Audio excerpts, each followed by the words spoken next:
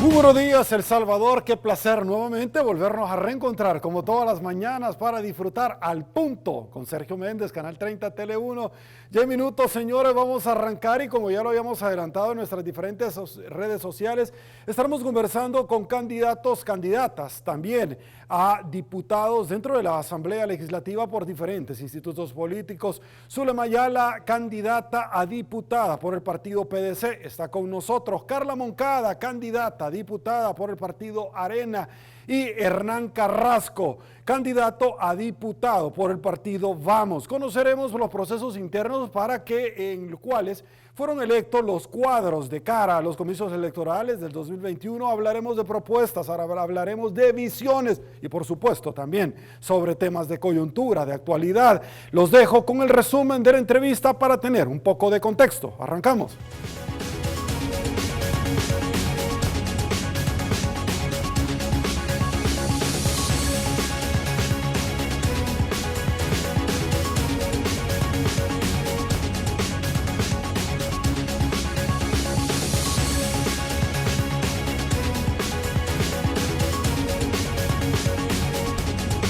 Esta mañana estuvieron presentes en la entrevista al punto con Sergio Méndez. Licenciada Julia Olin Martínez, muy buenos días. La licenciada Bessie Ríos, nuestra compañera Luisa Moncada. Un gusto, Luisa. Su análisis, voy con usted. Aprobación el pasado fin de semana o ratificación, mejor dicho, de 250 millones de dólares. Mira, a mí me preocupan dos cosas de la aprobación. En primer lugar, me preocupa que de esos 250 millones de dólares solamente, pero oigan bien esto, solamente 30 millones de dólares van para salud. Es decir, esto no es para la emergencia del COVID-19, como se trata de divulgar en las redes sociales y en los tweets del presidente o de los funcionarios. Solo 30 millones van para el sector salud, digamos en general, y el resto va prácticamente para financiar gasto corriente.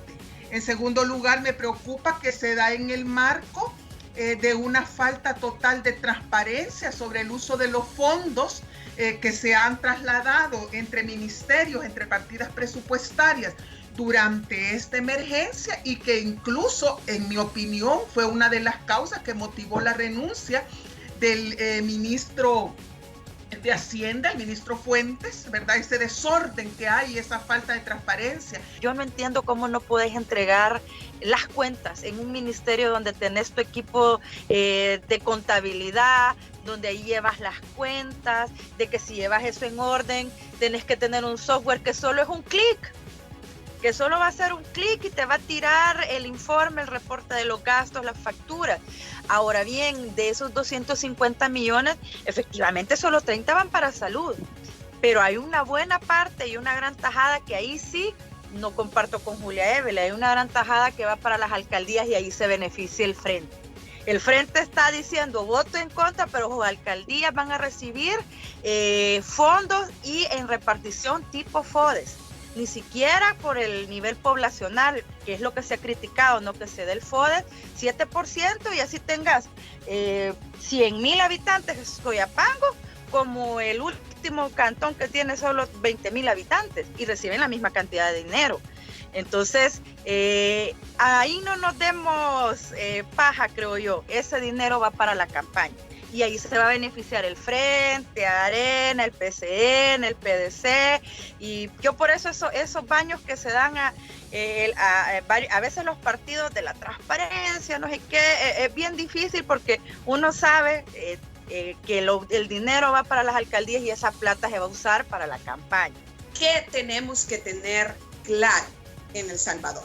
Primero, que si el dinero no se estaba aprobando por un tema de transparencia y no quedaron los controles regulados en la aprobación del préstamo, ¿qué fue lo que hizo realmente que aprobaran este préstamo. ¿Fue acaso los 5 millones que van para la alcaldía de San Salvador o fue el dinero que va para las alcaldías en temas FODES? Y si este dinero se utiliza tal como lo dice Bessie en el tema de la campaña electoral, pues estamos viendo un triste círculo de negativa de rendición de cuentas, porque para nadie en El Salvador es un secreto que tampoco hay transparencia en torno a en qué se ocupa el dinero, quién lo dona en las campañas electorales, y ya hemos tenido en la historia cercana de El Salvador presidentes que han sido acusados de utilizar los fondos públicos para el pago de campaña, lo cual es simplemente una total sinvergüenzada por parte de todos los partidos políticos que, además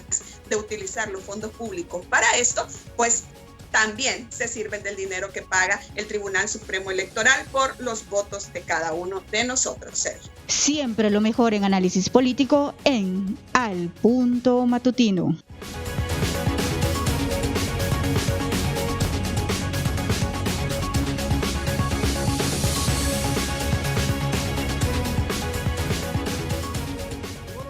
Nos incorporamos ya a esta tribuna de entrevista y con el mayor de los placeres le damos la bienvenida a nuestros invitados e invitadas de esta mañana.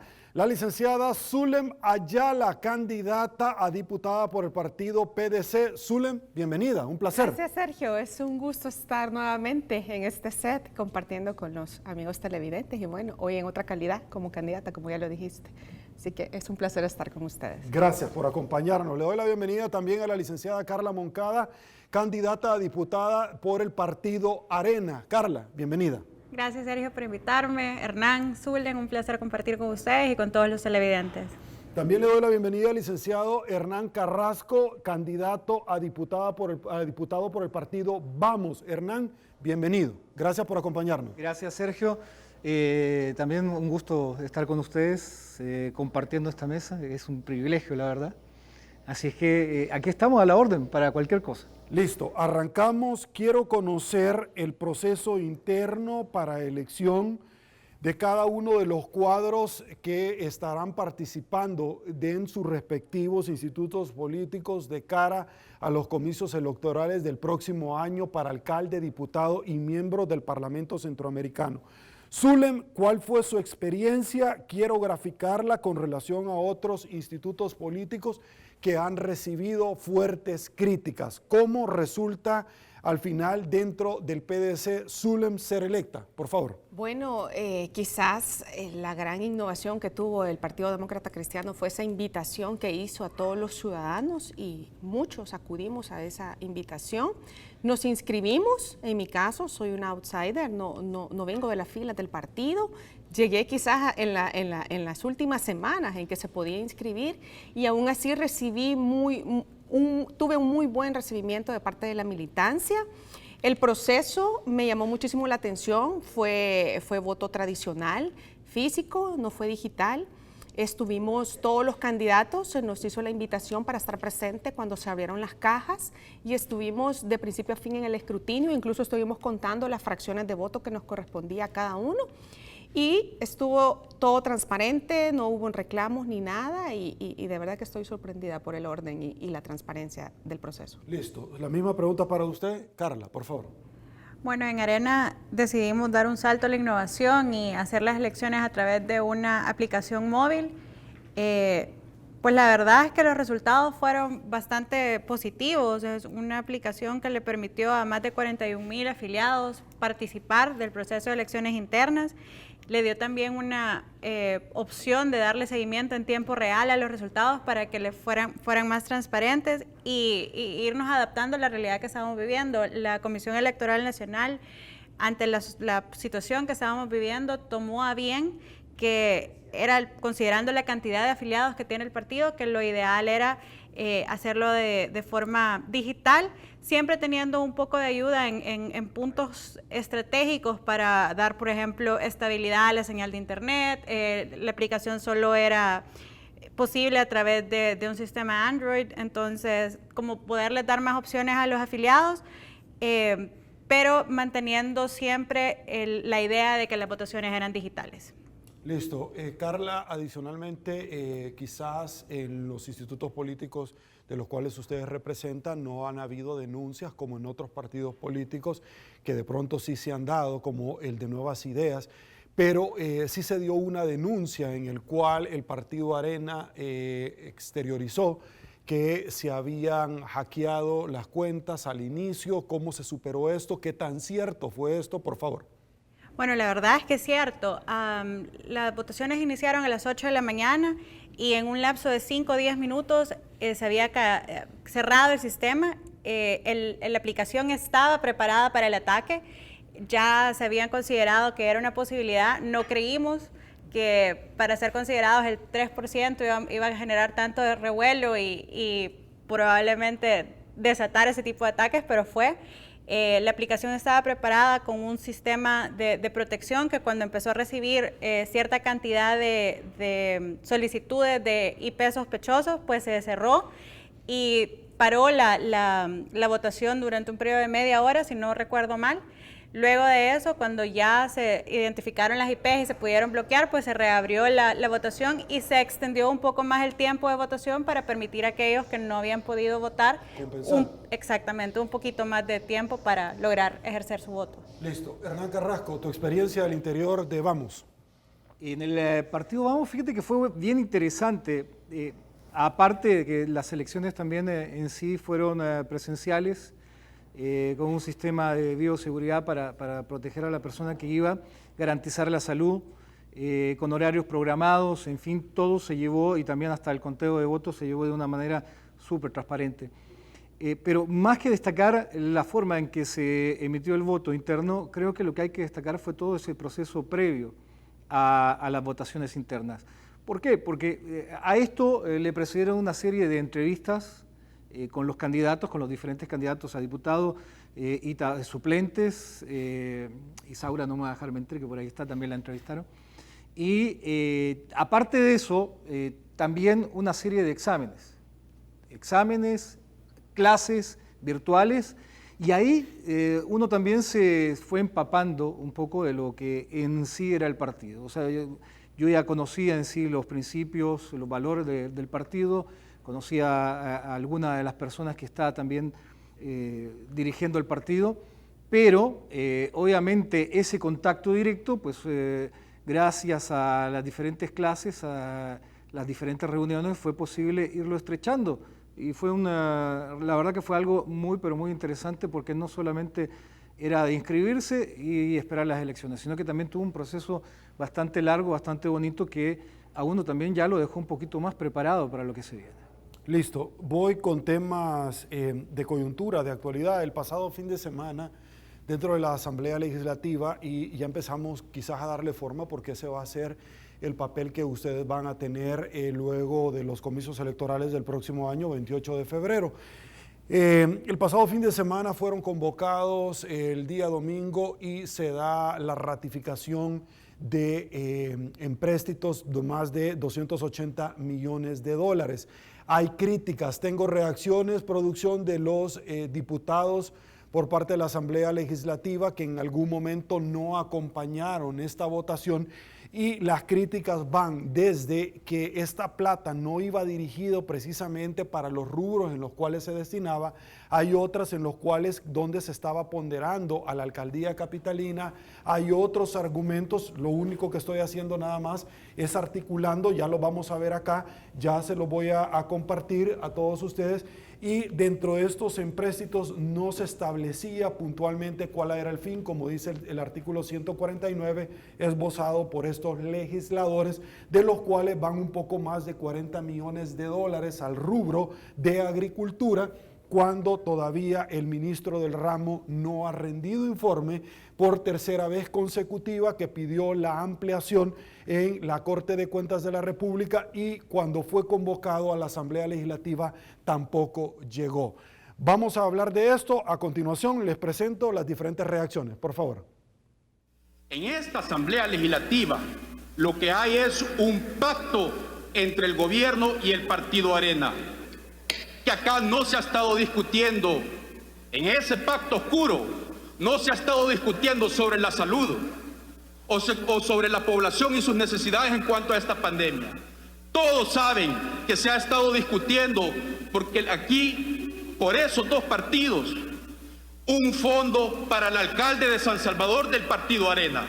Es un voto en contra por la falta de transparencia y de rendición de cuentas que justamente ha existido en el manejo de los fondos públicos, principalmente en estos meses de la pandemia del COVID-19.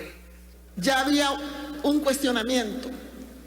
Otro cuestionamiento era que por qué se le otorgaban 40 millones a agricultura, cuando es un ministerio que está cuestionado.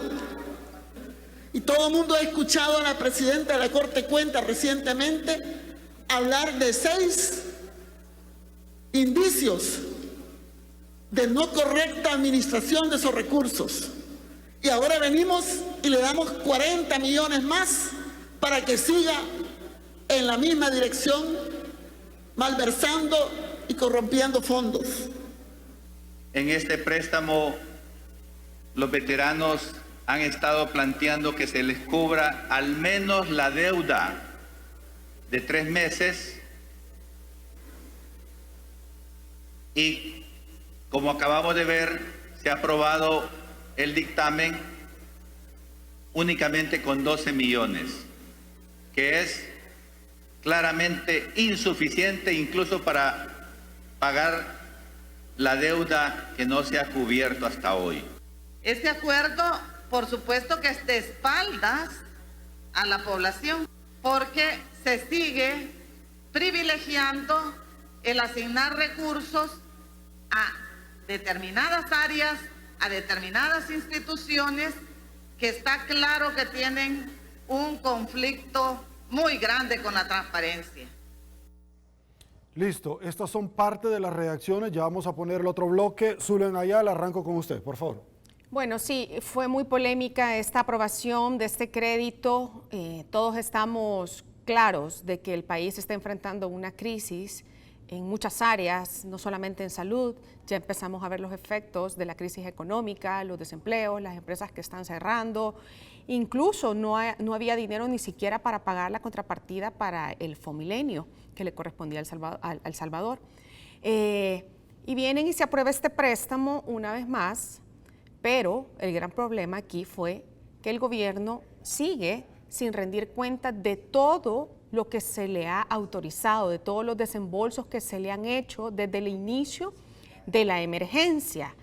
El partido OPDC, a través del señor Rodolfo Parker, insistió en que se estableciera una cláusula para que se rindiera cuenta de todo el dinero que había entrado a las arcas del Estado en concepto de préstamos, reasignación de partidas, donaciones, etcétera. Y hasta el día de hoy no sabemos, no conocemos cómo se ha gastado ese dinero que se va aprobando, se van apagando incendios, pero los problemas no se están resolviendo. Se habla de que parte de esos millones van para pago de planilla de los trabajadores, pero también viene un mecanismo engorroso para hacer llegar ese dinero a través de un fideicomiso, a través de un banco, etcétera, etcétera. Y al final, cuando venga a entregársela a las personas, quizás los empleos ya están perdidos. Hay que estar muy atentos a cómo se está gastando este dinero, porque el país ya superó el 90% de endeudamiento de su PIB. Así que es importante que empecemos a exigir cuentas, y eso es algo que le molesta a este gobierno, que le pidamos transparencia, pero no se puede, es dinero público. Vamos a pasar generaciones pagando el dinero con el cual nos están endeudando en este momento. Carla Moncada, su opinión. Yo coincido en que ha sido una decisión complicada, porque no es un secreto para nadie que las finanzas del Estado están al borde de la quiebra, y no solo las del Estado, las de los empresarios, las de la sociedad en general. Estamos pasando por un momento complicado. Sí quiero hacer énfasis en que era necesario inyectar este capital al Estado para ayudar en los temas de economía, a las MIPES, a las alcaldías en el combate al COVID, pero que hay que ser muy, muy cuidadosos y ser aún más exigentes en la rendición de cuentas. Este gobierno se ha caracterizado por no poder brindar transparencia y certeza de cómo se están usando los fondos que se le han ido entregando. Y entonces yo creo que nuestra atención tiene que estar en cómo, en fiscalizar, en exigir, en auditar y seguir exigiendo que se presenten cuentas claras y transparencia. Listo. Hernán Carrasco, por favor, su opinión. Fíjate que obviamente el punto trascendental y en el que coincide todo el mundo es lo de la transparencia, ¿no? Porque no importa si los créditos se aprobaron, lo importante es que si se utilizan justamente para atravesar esta crisis, para cumplir con las obligaciones que ya se tenían y salir adelante, ¿no? de esta pandemia. Listo, quiero también darte más elementos, más reacciones para que tu análisis pueda considerar precisamente lo esbozado por otra cantidad de diputados en la Asamblea Legislativa y luego voy contigo. Por favor, se lo presentamos. No vamos a acompañar improvisaciones, no vamos a acompañar negocios de familia, no vamos a acompañar corrupción o malversación, como ya hay señalamientos por parte de la Corte de Cuentas. No cheques en blanco. Se supone que estos recursos son para la lucha contra la pandemia, pero de los 250 millones aprobados, solo el 12% está destinado para el tema de salud. Nosotros estábamos pidiendo que al menos se le dieran 24 millones para pagarle los 3 meses de atraso que se tiene. No porque lo correcto hubiera sido que se le den el completo, los 68 millones al menos que necesitan para terminar el año. Sin embargo, eso no se da. Este órgano legislativo ha servido de cobija para encubrir actos delictivos como malversación y quién sabe qué otros eventos. Es decir, se le asignan recursos a un ministerio que ha estado abusando del uso de los recursos. Pero aquí se argumenta es que debe de rendir cuentas. ¿Y desde cuándo se le vienen pidiendo cuentas a este gobierno y cuándo las ha dado? ¿No las da? Esto es lo que verdaderamente está sucediendo. Este desorden, esta improvisación es la que verdaderamente está sucediendo. No podemos nosotros seguir respaldando algo que tenga que ver con un tema de corrupción que claramente está con este presupuesto con el actual gobierno del presidente Bukele. Gracias. Listo. Esto se dijo. Hernán Carrasco, por favor. Bueno, es justamente lo que te mencionaba, ¿no? Creo que todos coincidimos en que la transparencia es fundamental y es lo que se estaba pidiendo en la aprobación de este crédito de los anteriores también.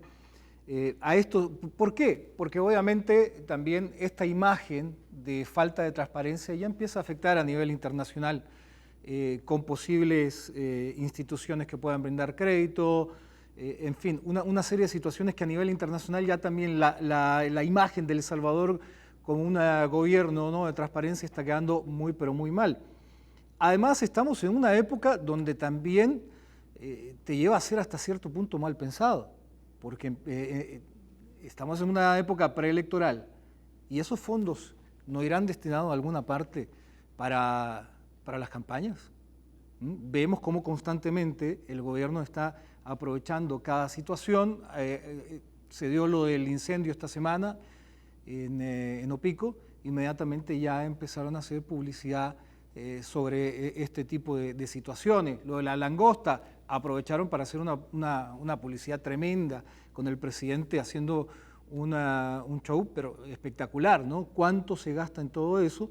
Y de cara a unas elecciones que ya se vienen en febrero.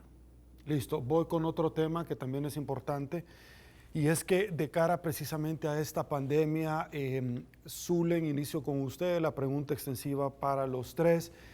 Hasta el sol de hoy, la Sala de lo Constitucional no resuelve con relación a los dos instrumentos jurídicos aprobados por la Asamblea Legislativa donde se establecía en tanto la apertura económica, que es facultad única y exclusivamente de la Asamblea Legislativa por Constitución, pero además de ese el tema de los varados también, pero además de ese se establecía temas como el pago de los servicios de energía eléctrica, de agua y otro tipo de obligaciones de naturaleza financiera. El señor presidente de la República los vetó, la Asamblea Legislativa lo superó, han pasado ya un poco más de un mes y medio, la Sala de lo Constitucional no resuelve. De tal manera, que son dos, de tal manera que sí resuelve, pero a falta de un mes. Aquí hay dos temas que vamos a abordar.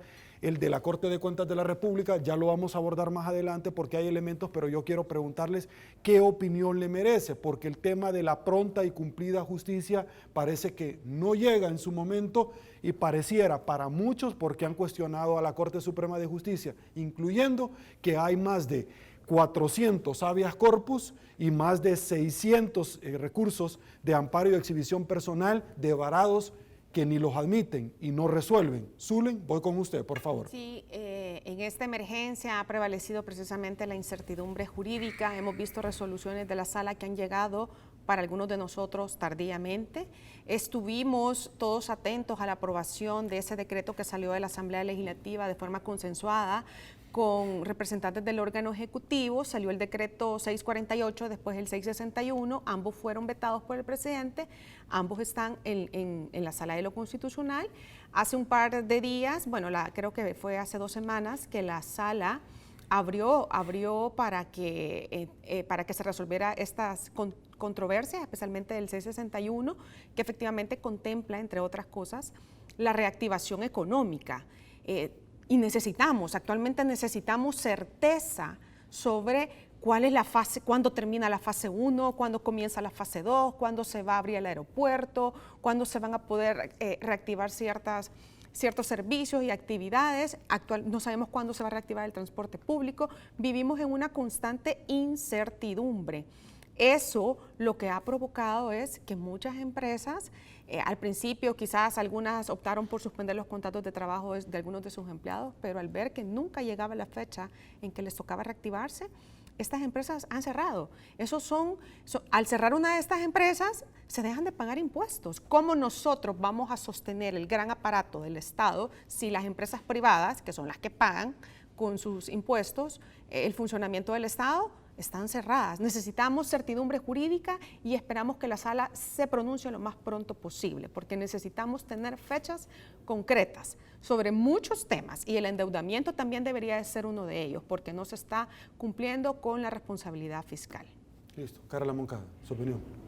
Bueno, yo creo que en la emergencia es cuando se pone a prueba realmente si la institucionalidad funciona, y eso es un llamado a los magistrados de la Sala de lo Constitucional y a la Corte Suprema de Justicia en general a hacer valer ese principio que tienen de la pronta y cumplida justicia. Hemos visto que la incertidumbre y el miedo han sido herramientas que este gobierno ha utilizado para hacer lo que se le ha dado la gana y, dicho sea de paso, aparte publicitarlo. El tema de los varados para mí es un tema bastante sensible, considerando que se está violando el derecho de una persona de regresar a su propio hogar, tratando de poner algunos derechos sobre otros cuando realmente no es así.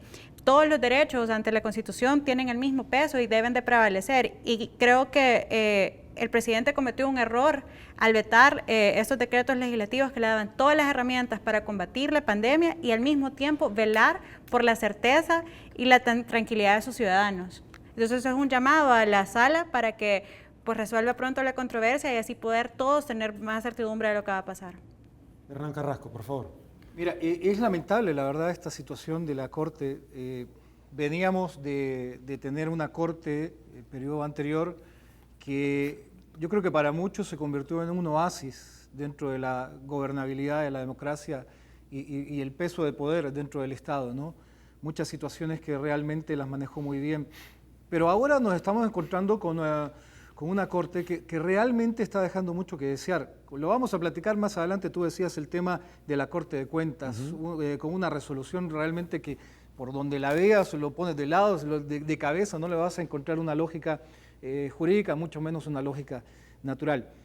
Pero todas estas situaciones, ¿qué es lo que pasa? Es que empiezas a tener una institución, uno de los órganos del Estado, que no tiene peso, porque también, obviamente, las resoluciones que vayan sacando o que han sacado, ¿qué cumplimiento han tenido, qué cumplimiento efectivo han logrado tener en todo este tiempo? Me parece que ninguno. va perdiendo ese peso y va justamente perdiendo su labor, que es un contrapeso del poder, ¿no? como órgano del Estado. Así que es preocupante en ese sentido. Creo que tiene que tratar de, todavía tiene tiempo, pero tiene que tratar de cambiar un poco esa imagen que está dejando para justamente para hacer valer la democracia en El Salvador. Listo. Los tres tienen conocimientos de las leyes en nuestro país y el otro tema es el tema de la Corte de Cuentas de la República.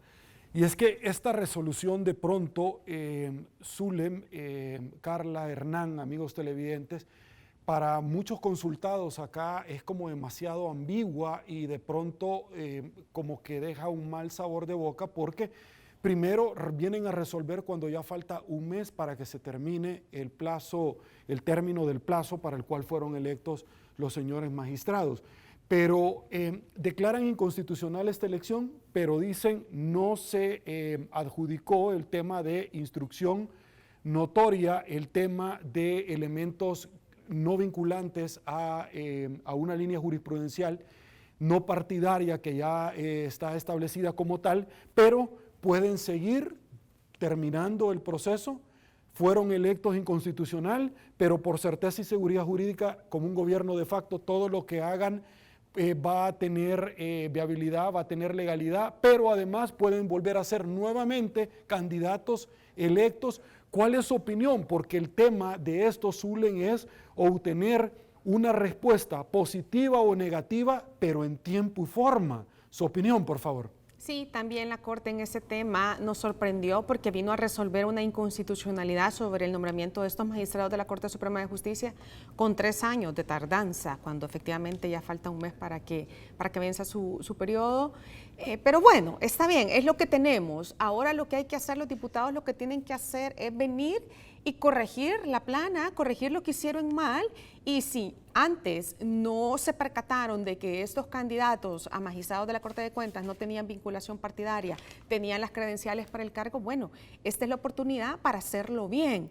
Incluso hay rumores de que dicen que posiblemente se reelija a la actual presidenta, pero ¿qué ha hecho la señora? Lo único que ha hecho es darle más y más plazo a las instituciones que no quieren transparentar el uso de los fondos públicos, como el caso del Hospital El Salvador, como el caso de las bolsas de alimentos. El ministro de Agricultura no está rindiendo cuentas y aún así. Entonces, ¿dónde está el brazo fuerte del Estado para hacer cumplir a estas instituciones de que nos digan a los demás salvadoreños cómo están gastando esta millonada en préstamos que se les están entregando, esas partidas del presupuesto que están reorientando con el pretexto de la emergencia, pero no nos quieren rendir cuentas? De lo único que nos damos cuenta todos los días es de un nuevo caso de corrupción del actual gobierno y que también, ¿dónde está el señor fiscal? Las está investigando, queremos ver avances de esas investigaciones, que sí, que los 10 millones de Taiwán, sí, está bien, ya ese caso ya se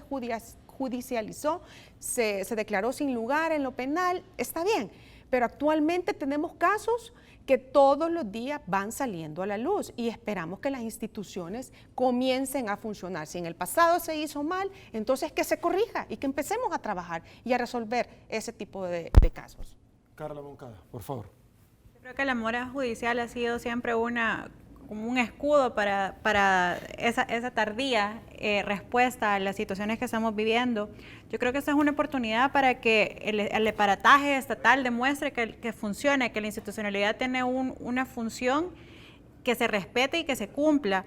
Es el momento de exigir a los magistrados actuales, como mencionaba Zulem en su momento, las cosas que ya están hechas, ya no se pueden resolver. Lo que se puede resolver es lo que va a pasar de ahora en adelante. Si se encontraron vicios de inconstitucionalidad en sus nombramientos, entonces superar eso y entonces exigir, revisar perfiles y escoger a las personas idóneas para que efectivamente las diferentes instituciones que forman parte del Ministerio Público hagan su labor de auditar, de exigir transparencia y sobre todo de hacer cumplir la justicia. Llama mucho la atención que habiendo tantos señalamientos de corrupción, la Fiscalía General de la República no haya sido más fuerte o más firme en sus investigaciones o en sus declaraciones y que la sala se esté tardando tanto en dar una respuesta, pues a los salvadoreños nos queda como un sabor un mal sabor de boca en a dónde está funcionando la institucionalidad. Entonces solo nos queda seguir haciendo presión y seguir exigiendo para que las instituciones hagan su trabajo y cumplan su labor. Listo, Hernán Carrasco. Fíjate que hasta la manera y el tiempo en que sacan la resolución me parece realmente absurdo, ¿no? Porque incluso si quieres manejar los tiempos y verte un poco menos mal, ¿no? Digo, si quieres por lo menos que te digan cuánto se tardó, por lo menos. Pero no te van a criticar por hacer un muñeco sin pies ni cabeza, ¿no? ¿A qué me refiero? Si sacas la resolución el último día o después, por lo menos dices, pues se atrasó, la sacó al final, no era inconstitucional la elección y todo perfecto. Pero ahora no solamente tienes que lidiar con eso, sino que tienes que lidiar con un muñeco que está realmente completamente desfigurado, hablando de la sentencia. Y es justamente lo que va afectando esta falta de credibilidad en las instituciones, porque puede que en muchos casos tanto la Corte de Cuentas como la Fiscalía estén trabajando. Sabemos que la Fiscalía, por ejemplo, tiene que tener cierta confidencialidad en algunos casos justamente por motivos de investigación. Pero ¿qué es lo que te lleva a pensar justamente este tipo de situaciones como la sentencia de la Corte, la falta de resultados en las investigaciones o incluso hasta el inicio de una investigación en la Corte de Cuentas? Te lleva a pensar obviamente lo peor y te hace quedar muy mal a estas instituciones que van perdiendo poco a poco un valor que tendría que ser un peso fundamental para la transparencia de este gobierno y de cualquier otro gobierno. Es fundamental contar con una Corte de Cuentas que esté trabajando y que trabaje lo más rápido posible para poder determinar si el dinero de todos los contribuyentes, de todas las personas, de todos los salvadoreños, se está gastando en la manera que se tiene que gastar y para las cosas que se deben de gastar. Listo. Voy a seguir con este tema de la Corte de Cuentas de la República porque estamos hablando de plata, como por ejemplo, voy a ir a una pausa publicitaria, al regresar tengo reacciones como la de la diputada Margarita Escobar, que en determinado momento dijo para dar votos también de la diputada Nidia Díaz y ratificar préstamos del BID de 250 millones. Arena propuso incorporar en el dictamen las prácticas anticorrupción, cláusulas de transparencia, obligaciones de rendir cuentas claras, que fue la propuesta, pero al final no se supo realmente cuál fue la decisión. Voy a una pausa, al regresar tengo reacciones porque este tema resulta ser muy importante. De hecho, hubieron acusaciones que al final el doctor Rodolfo Parker salió al paso diciendo: yo no le he impedido a la prensa a que ingrese al lugar donde estábamos nosotros reunidos, solamente pedí un distanciamiento social, que son dos cosas muy diferentes. Tengo reacciones y por supuesto nuevamente se revivió el fantasma de la entrega de los $300. ¿Por qué? Porque se dio una aglomeración tremenda de gente ante la entrega de paquetes alimenticios, víveres por parte del Ejecutivo. Aguánteme un ratito, esto es Al Punto con Sergio Méndez. Pausa, volvemos.